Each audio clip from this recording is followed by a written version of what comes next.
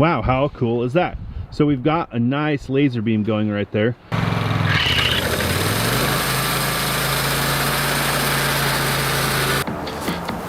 All right, it's here.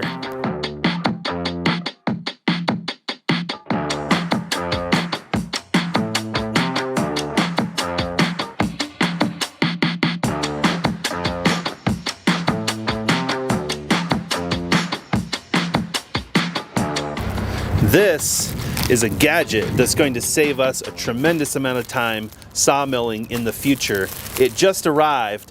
I actually stumbled on it in one of the sawmilling groups on Facebook, and somebody had a really great idea to take their bandsaw mill and kind of increase its productivity using a laser and a 3D printed mount.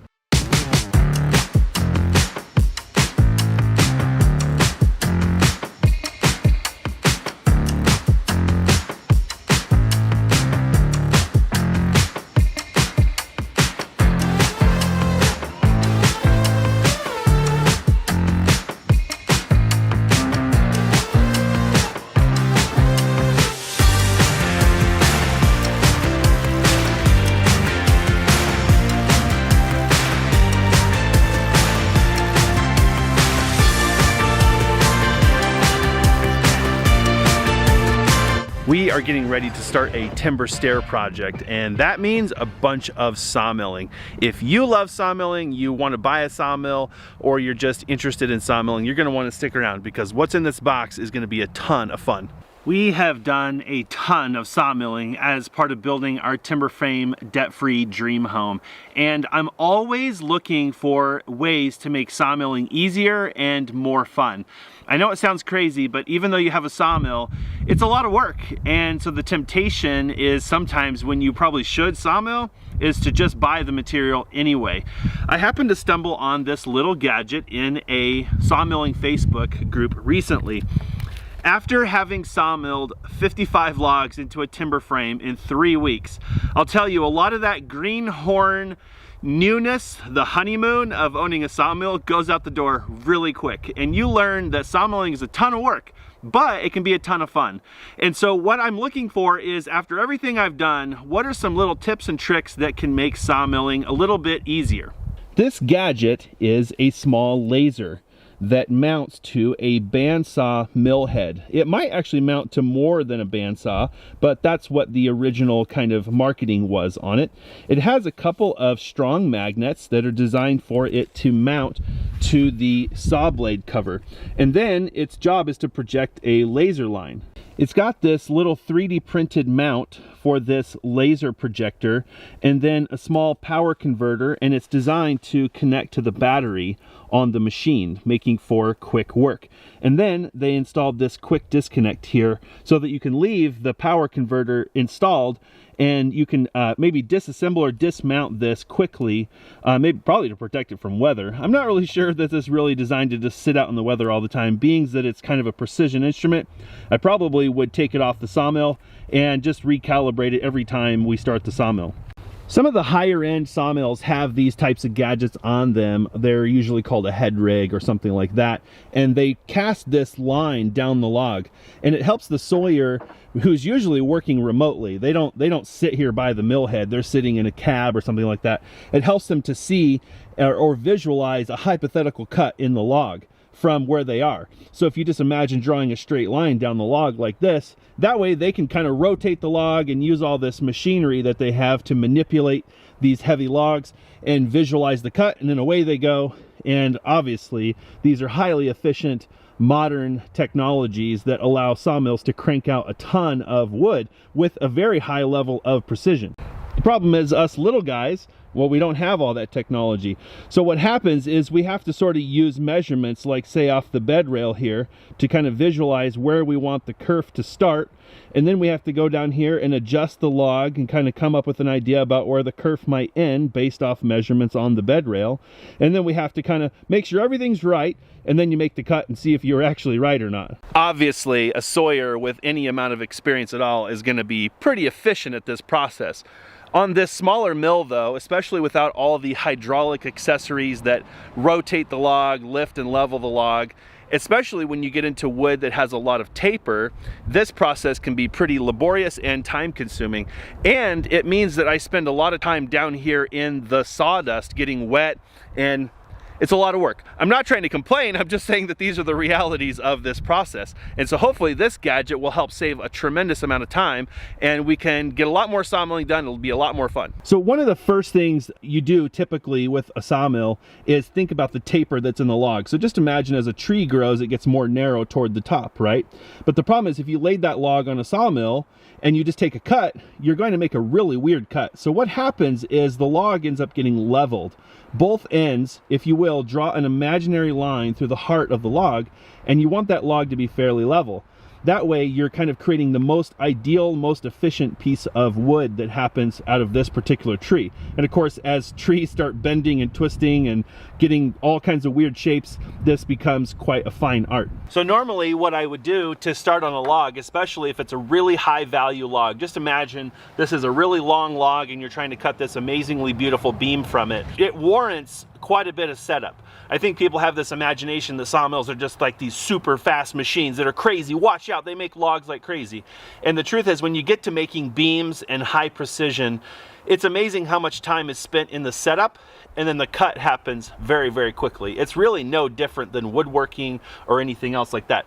So normally what I would do is I would take a level like this, since I know that my sawmill is level, and I would draw a line through the heart center on a level. So I would take a bubble level like this, draw a line here,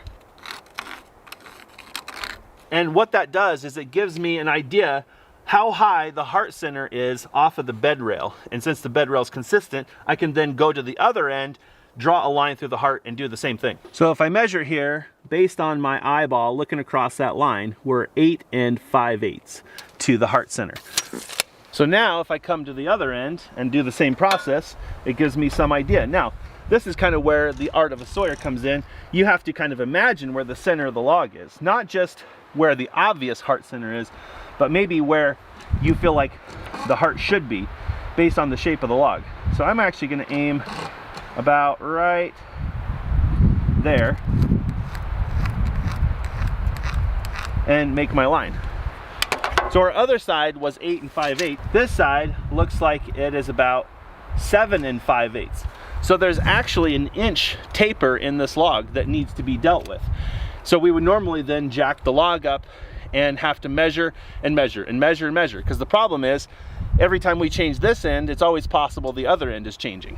When you spend more money on a sawmill, you're going to get hydraulic actuators and stuff, things that will lift that log for you. So the sawyer at the other end can just push a button, and guess what? The log levels. Well, on these more budgety type manual operating sawmills, you don't have those luxuries, so we use a good old car jack. So now we can jack the log up and try to get the heart centers to match. So we're starting at 7 5/8, so we want to go up about an inch. So let's go up a little bit, check, 8 3/8, 8 1/2, probably about 8 5/8. And this log did not move much. It's only 8 1/2 on the other end. So that's pretty close. Depending on how valuable the log is, you might put a little bit more work into it. In this case, I'm pretty happy with that. Wonderful. So now we've solved the log taper issue, and we have this kind of idyllic situation with our log. The problem is, when I make the first cut, let's say that I know I want to take a 1-inch board out of the top of this log. Where do I want to start on that end in order to take a 1-inch chunk out of this log? That's what the laser is going to help us solve very, very quickly. So our laser is designed to mount to the blade cover on this side, and it should cast a line all the way down the entire log. It's meant to visualize the hypothetical plane of the blade. So we're gonna have to do some tweaking and calibrating and adjusting, but the magnets, it's pretty good. I think it'll probably survive sawmilling. It's a pretty brutal act. So then we'll have to adjust it somewhere down here, kind of once we get the sawmill fired up. We'll take a measurement off at the blade, and then probably just see what the laser sees and kind of make a judgment call there. So let's take a moment and get this thing all buttoned up.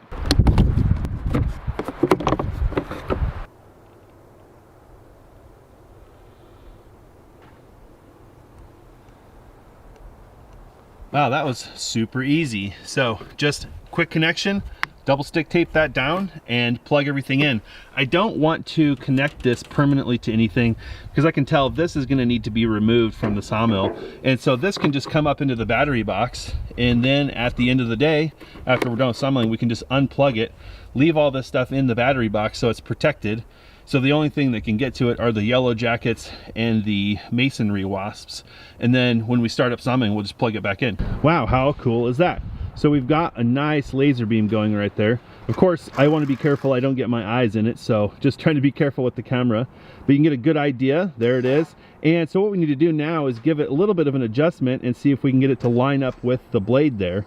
And then we'll kind of mess around with it on the log. We are currently at about 13 1/4 on the blade.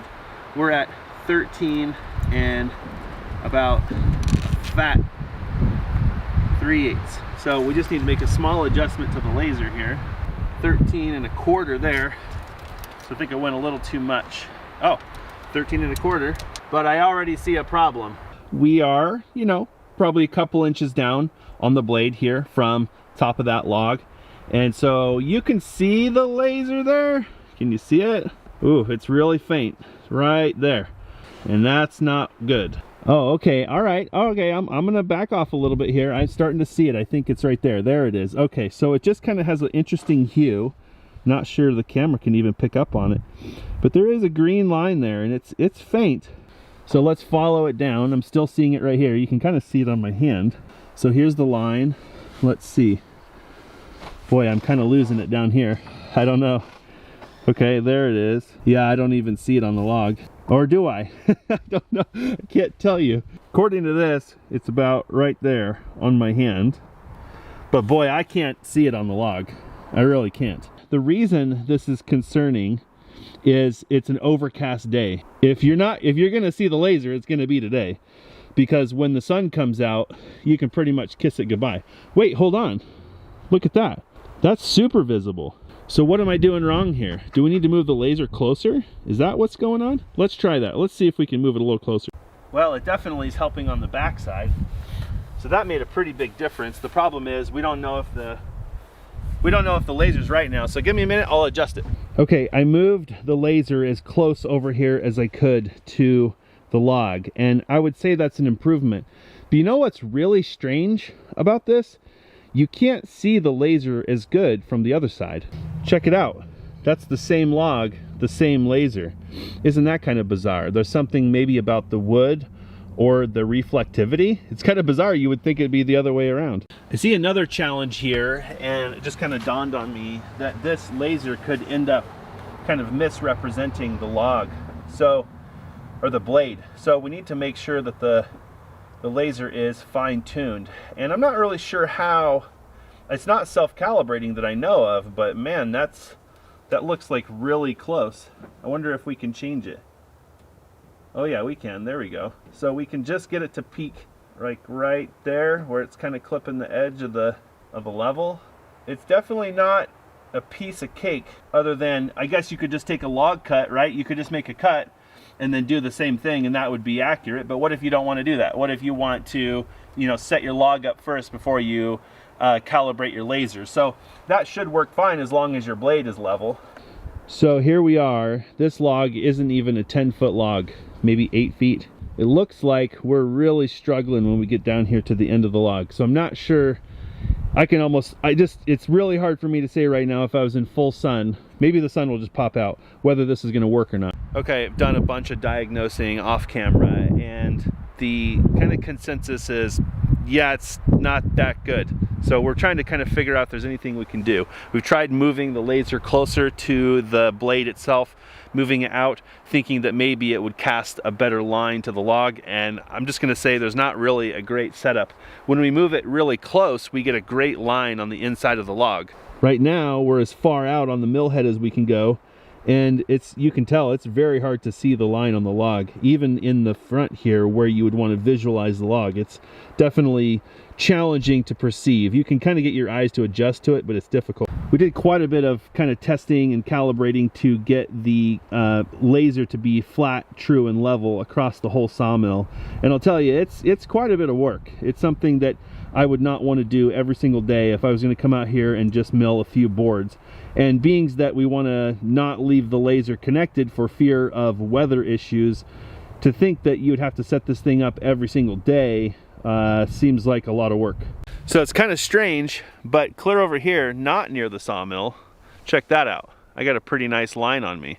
So I feel like there's maybe a small tweak that could make this thing work a little bit better, and that would be to make it aim the log a little bit, aim toward the log a little bit. Well, you're looking at it there. So it's not that it doesn't work, it's just that it's almost imperceptible in the wrong lighting conditions. And again, we are not in what I would consider the worst lighting conditions, especially since we're working outdoors. Maybe if your sawmill's indoors and you have better light control, maybe. You know, as I get around here, look at that. I feel like somehow, have I got this thing backwards? I don't even understand how that's possible. I feel like the laser is super visible from down here. That makes absolutely no sense. How can a laser be more visible at the end of the log than it is at the beginning? That's got me absolutely stumped. I think it's time to just make a test cut. Let's put this thing through its paces. So we want to pretend like we don't know where the blade's gonna pop out over here. We have no idea. I haven't done any measuring or calculating or anything like that. I think it's time to just make a test cut. Let's put this thing through its paces. I'm gonna do a case study here real quick. Let's kind of roll up to the log and make a prediction. So there's the laser. Can you even see it? There it is. Holy cow.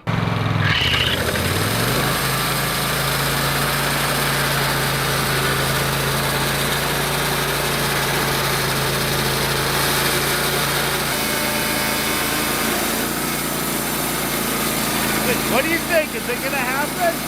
I don't know.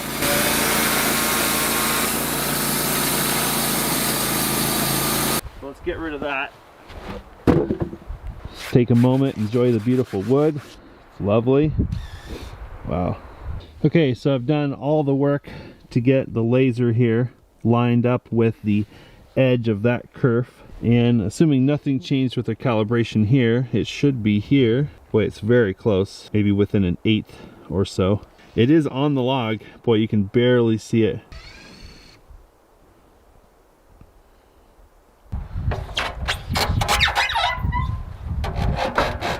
Hey, that's looking a lot better. Holy cow. That's very visible. And guess what? The sun is out too. So suddenly, somehow, all of a sudden, maybe it's the sawdust or something that's made this suddenly more visible, like a lot more visible. Well, hold on, let's check it from the other end. Well, I'd say it's pretty good over here too. The sun is shining and we got a pretty visible line down the log. Boy, that's kind of crazy that the outside of a log, the laser doesn't shine, and then here we've taken a kerf and voila, we've got a nice line drawn on it. So let's pretend I'm a sawyer and I'm trying to save time and I want to just take the log off right here at the end of that wane, down here at the end of my sawmill, right about there. Although once I get up here, it gets really hard to distinguish the line again, but I'm pretty close. I mean, I'm probably within 1/4 there, so I could go a couple more clicks. Maybe like right there. Obviously I'm running back and forth for the video and I wouldn't want to be doing that if I was running a sawmill. But now, based on everything, this should be where my kerf is. Kind of cool thing is I can see that I'm gonna have a tiny bit of wane right here. And I'm actually, it looks like the log is actually up on a hump. See, there's a knot right here and it's actually making the log tilt this direction. So all of a sudden now my log needs to be jacked on the other end. Since this is a fairly small log, I can actually slide it down and get it off of that hump. And that's the information that this laser should be helping me figure out. So it looks like my best output is actually going to be a little bit lower, like right around there, which puts me right at the edge of this wane down here. That actually worked pretty good because now, according to this, I'm actually right about here on the log. So now I'm making very good decisions all of a sudden on how to make quick cuts. I feel like this video has taken so many twists and turns I can't even count. But now all of a sudden this line is showing up really good. And I feel like even on the other end, I could be using it to make really good decisions like this cut right here. So let's take a cut and see if we end up coming out right here.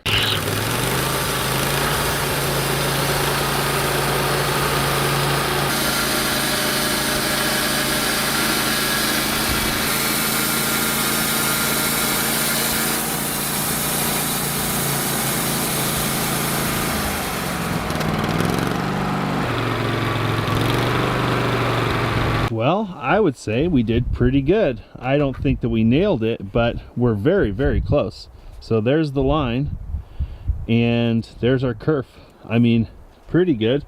You can see how the line, maybe the laser's off just a little tiny bit on the kerf. Yeah, it's a little high down there, isn't it? And it's a little low down here. So looks like I haven't done the best, most perfect job of calibrating it, but overall I would say, like, you can even see the laser on the kerf there. So let's do a test here, just out of curiosity. I'm going to blindly make a mark here, and let's just go down to the mill head, adjust to the mark, and make a cut and see what happens. So this, you would never do this, but let's hypothetically do this. Let's create a 1.5 inch cut here. We'll just aim for that, and I'm going to use a big fat crow's foot and see if we can hit it. And I'm not going to cheat. I'm not going to come down here and look at it.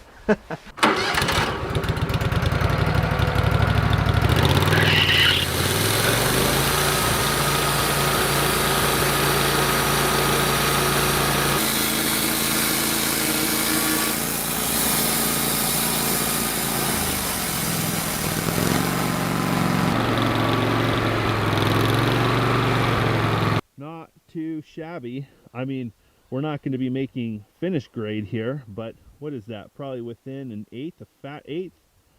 Not bad from the mill head. So I'm shooting a line now. We're probably about 8 feet away in the bright sunlight, looking right into the sunlight. And to be within an eighth is pretty good. I mean, that's going to save you a lot of time coming down here, measuring and looking. So where would you actually use this, and how would it save us time? So let's get rid of that one. Let's get rid of this one. Let's rotate this cant over and see how quickly we can make a decision on where to cut it. Oh, by the way, if your laser hits those, it's probably going to cut it, right? So we'll drop those below there. Let's use the laser, come down onto the log. Okay, so we're on the log somewhere. Let's go right about there. We should take off every last bit of that wane on the log right there. Actually, based on what I see down here, I don't like it, because I feel like I may be wasting a little bit of wood. So why don't we leave a little bit of wane on the log on that end? A little bit like that, and what'll happen is we can still get a 2x lumber out of there.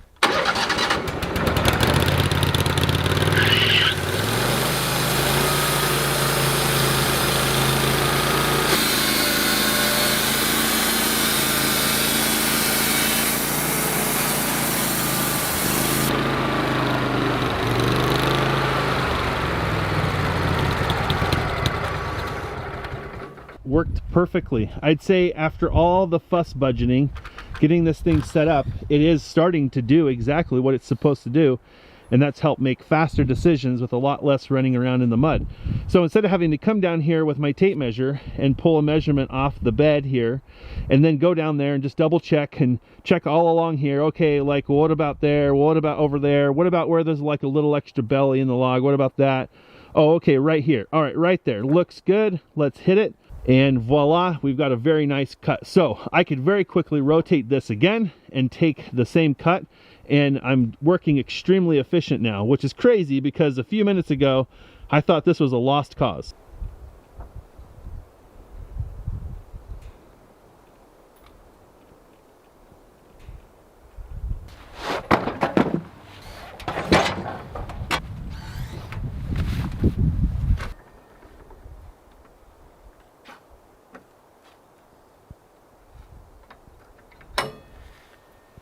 Wow, I feel like I don't know what happened. I don't know what changed.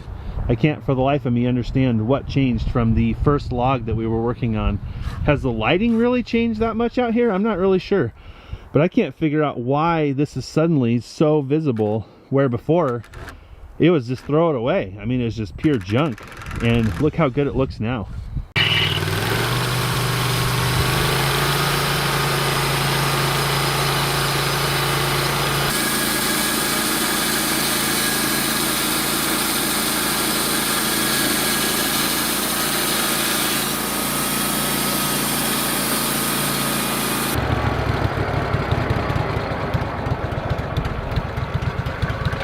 pretty darn decent and quick. I mean, that's the whole intention, is to be making decisions from down there over here and really all along the material, but to be making them quickly and accurately. I would say there's definitely some questions that need to be answered about this gadget that maybe there's an answer for already, but I think like anything, it's highly unlikely you're going to buy a gadget off the internet, shove it on your sawmill, and you're going to now become the chief sawyer of sawyers among the planet. I've noticed during sawmilling, see how the thing's rotated? Yeah, something's not right. It seems like there's enough vibration here that this thing is wiggling and becoming very unreliable. I'm sure if we took a tape measure and put it on the level or the laser, I'm thinking that it's now out of whack. And well, that's not going to work, right? We can't be tweaking this thing after every single cut, because how have we saved anything at all? Something I wonder is if we were to turn the laser, if it would be more effective. See how when I get further around the corner from the laser, the beam quality starts to diminish? But out here in front of the laser, the beam is super strong. Yeah, that. So I actually think that if there was some way to turn this toward the log, that would actually provide a superior imprint. The other thing is, it seems like from playing with this that moving it closer to the log while you get a better beam quality initially, it's worse at the end of the log. The other problem is we kind of looked at this for quite a while and we could not find anywhere else where you could conceivably mount this that didn't interfere with this blade guard opening. It didn't interfere with the track moving. It didn't interfere with the blade. And so really this is just about it for this particular sawmill. It sort of seemed like if you could manufacture something on the carriage itself here and maybe come out and up, maybe there's a chance if you don't interfere with this door swinging open to change the blade. Well, look at that. I've just bumped this imperceptibly. I don't even remember bumping it, but that's just how easily it moves. Oh, you know what? I see exactly what was causing that. I think because of where we had this positioned, it was ever so slightly off of the metal here, causing it to migrate. It's definitely something that's going to take some time. And I know the guys that saw for a living, you guys out there that do this and you've been doing this for a long time, you have tried and true systems. This is something that most of you would probably scoff at, laugh at, and certainly not jump on the bandwagon early, because time is money and sawmilling is hard work and nobody has time to play with trinkets. The fun thing is I'm not really under the gun here. I am just kind of sort of goofing off and having a good time, but maybe I'm helping somebody out there who is thinking about one of these types of trinkets and trying to decide whether it makes sense for them. I think that if you were going to do this seriously, there's definitely a use case here for physically attaching it to your sawmill. And I'm assuming that you wouldn't compromise any adjustability, but clearly there are screw holes here that could be used to physically attach this to the mill.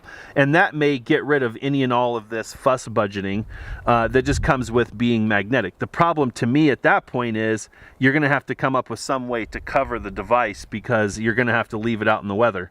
And while I'm assuming it's not exactly a weenie device, it's designed to be used around a sawmill, I'm not sure how much weather, this type of thing can take. And so being able to remove it and take it indoors when you're not sawmilling, like a lot of us who don't saw every single day, this thing could be sitting out in the sun for months. I guess now that I think about it, there's actually a really quick way to calibrate this. If you have a log up with a kerf, you can just very quickly move this and then adjust it back to be calibrated. If you don't have stickers and things all over your sawmill. So that's something to think about, is that you can actually very quickly put this back if it's already set up. Of course, I see now too that if you wanted to and you were just wanting to get out here, get up and running, you could maybe just have a sacrificial piece of wood, throw it on the sawmill, make a cut, calibrate this, and now essentially in theory it should mimic your sawmill perfectly and you should be up and running. So I guess there's probably a learning curve to this, just like with sawmilling and everything else. Getting your system dialed to where when you get out here, you're just going to work. I think is what a lot of us don't like about a lot of this stuff is inconsistency, unreliability, wasted time, and certainly wasted energy, because this stuff's already hard work as it is. For the record, I took about 30 seconds and just did a quick alignment on the kerf there, and maybe 10 seconds, and aligned the laser down at the other end. So bumping this certainly does not kind of ruin your day. It seems like getting the initial setup done really is the time-consuming part, but once you get a routine with it, even if you were to bump it, it's not the end of the world. Moving the gadget up here, I'm guessing, is going to have more consistent results. You know, getting rid of some of that duct tape might help too, and really give it a secure surface. As is true, I think, with every sawmilling project, we learn something about sawmilling every single time. You know, it's funny, you would think, oh, you've sawmilled a timber frame, you put 55 logs, way more than that through the sawmill. You must know a lot about sawmilling, and I do. I've learned a lot about things that work, don't work, where to not waste time, that are things that greenhorns like myself at one time just we think are important, and at some point you just laugh. Like, don't waste your time with all that stuff. You're just burning up your blades, you're burning up gas, and you're burning up time. But at the same time, for everything I've milled, there's always something I haven't milled. And so as sawyers, I don't care how long you've been sawing, you're still learning. Some of it's regional, some of it's just kind of what you've had a chance to sawmill.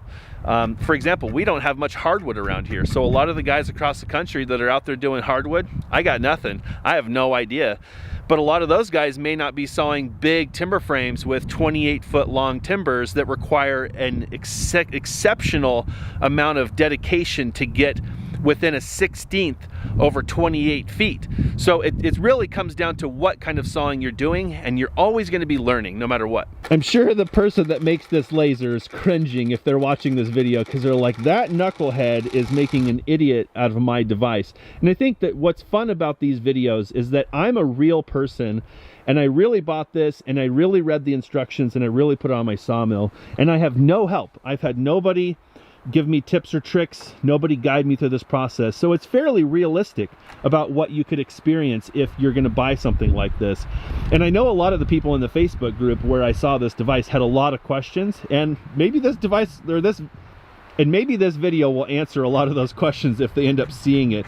We have a huge sawmill project coming up because we're going to be working on some timber stairs, and so I thought this would be kind of fun to install before that project, because we'll get a chance to run the saw and do some testing and kind of come up with our own rhythm and our own system to either make this gadget part of our day-to-day sawing process, or kind of come to the conclusion, you know what, it's kind of ridiculous, doesn't really save us any time. So I can see myself in the future making that heart center mark that we made earlier, and then just making a little mark on the outside of the wood, and all I have to do is set my blade on that end to the heart center and jack to the laser line. I can see now how this is going to start saving me time.